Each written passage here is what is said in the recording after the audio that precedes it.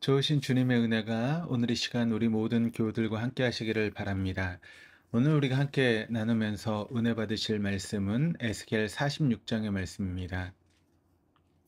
오늘 본문인 에스겔 46장은 어제 살펴봤던 45장과 연속되는 내용으로 안식일과 초하루의 제사 규정이 나타나 있는데, 특별히 45장 17절에서 언급된 왕이 드리는 제사에 있어서 성소에서의 왕의 역할이 언급되고 있습니다. 그러니까 왕은 성소에서는 제사장의 역할을 대신할 수 없음을 오늘 본문 2절이 밝히고 있습니다. 그러니까 즉 아무리 왕일지라도 성소에서는 안뜰까지 들어갈 수 없었고, 단지 문 통로에서 예배를 드리고 제사장들에 의해서 진행되는 제사를 묵도할 수밖에 없었을 뿐입니다. 그러니까 하나님께서는 이처럼 왕과 제사장의 역할에 명확한 구분을 해주셨습니다. 그럼 사람의 욕심이라는 게 한도 끝도 없지 않습니까? 하나를 거머쥐면 두 개를 잡고 싶은 게 사람의 모습이고, 또 두 개를 잡으면 더 많은 것을 소유하고 싶고, 또한 일단 잡은 것을 놓치지 않으려고 하는 것이 인간의 욕망입니다. 이런 욕망이 가장 많은 자리가 바로 권력의 자리 아니겠습니까?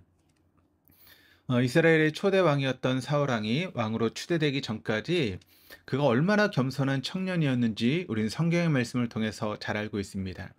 그러나 그토록 겸손했던 그가 왕위에 오르고 승승장구하면서 문제가 생겼습니다.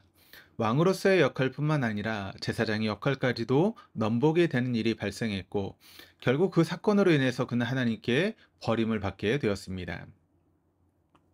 여기에서 하나님으로부터 버림받았다라고 하는 표현을 사용했지만, 따지고 보면 욕망의 노예가 된 그 스스로가 왕의 자리에서 이탈하였다라고 하는 표현이 더 타당할 것입니다.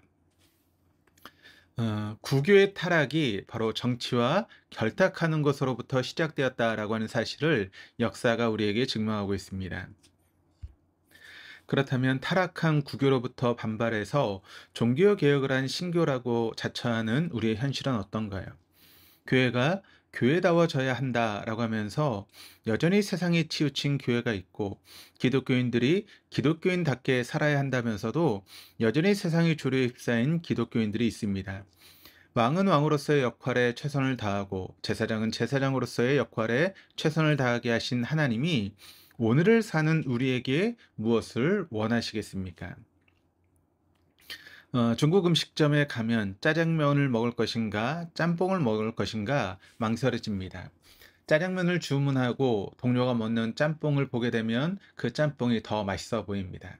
우리의 삶의 자리에서 남의 것을 넘보는 것이 아니라 나에게 주어진 그 자리에서 최선을 다하는 것이야말로 성경적이라고 생각을 합니다. 이방인으로 애굽의 총리를 지낸 요셉의 경우, 그는 자신의 처지가 어떻든 간에 자신의 자리에서 언제나 최선을 다했고, 결과적으로 당시 최강대국이었던 애굽의 총리로 임명을 받았고, 또 총리로서의 역할을 잘 감당하게 되었습니다. 오늘 본문에는 아무리 일국의 왕이라 할지라도 백성의 기업을 임의로 변경시킬 수 없다라고 하는 점을 분명히 밝히고 있습니다.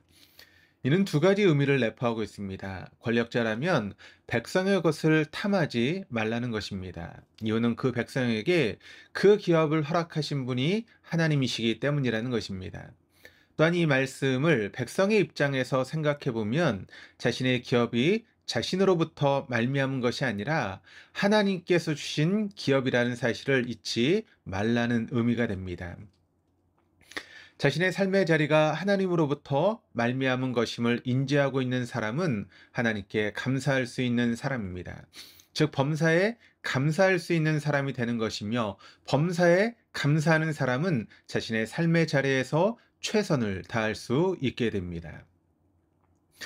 최선을 다한다라고 하는 이 말이 열심히 일하는 것만을 의미하진 않습니다. 지혜롭게 일하는 것을 또한 내포하고 있는 의미입니다. 전자가 체력이 바탕이라면 후자는 지혜의 근본은 영성에서 비롯됩니다. 영성은 13절 15절에 매일 드리는 제사를 통해, 즉 하나님과의 지속적이고 반복적인 교제를 통해서만 형성이 됩니다. 아버지의 총애 속에서 철없이 굴던 요셉이 요셉으로 거듭날 수 있었던 원동력을 성경은 여호와께서 요셉과 함께 하심으로라고 하는 말로 표현하고 있습니다. 언제나 하나님이 요셉과 함께 하지 않았나요? 늘 언제나 함께 하셨습니다. 늘 함께 하셨음에도 요셉 스스로가 거부했던 것이었습니다. 그러나 형들로부터 노예로 팔리는 고난을 통해서 언제나 함께 하시는 하나님의 존재에 대한 자각과 더불어 하나님을 믿고 자신을 의탁한 삶을 성경은 여호와께서 요셉과 함께 하심으로라고 하는 말씀으로 표현했습니다. 이 같은 교제를 통해 요셉은 감옥에서 꿈을 해석하고 나아가 애굽 왕의 꿈을 해석하는 지혜를 얻게 되었던 것입니다. 현실의 삶이 그리 녹록하지만은 않습니다. 때로는 다람쥐, 쳇바퀴 돌듯이 매일의 반복되는 삶 속에서 매너리즘에 빠지는 경우도 있습니다. 지금까지 살아왔기에 내일도 살 것이라고 하는 그런 착각 속에 살고 있는 게 우리의 실상입니다. 그러나 하나님께서 우리에게 시간을 얼마나 허락하실지는 우리는 알 수 없습니다. 시간은 하나님께서 우리에게 허락하신 소중한 선물입니다. 그렇다면 더 이상 매너리즘에 빠질 이유가 없습니다. 매일 반복되는 일상이라 할지라도 그 순간들 속에는 우리가 감히 상상치 못한 하나님의 섭리하심이 있기 때문입니다. 오늘도 우리에게 주어진 귀한 하루를 통해서 하나님의 섭리하심을 경험하며 살아갈 수 있는 저와 우리 동덕의 모든 교우들 다 될 수 있기를 주님의 이름으로 축원합니다. 기도하시겠습니다.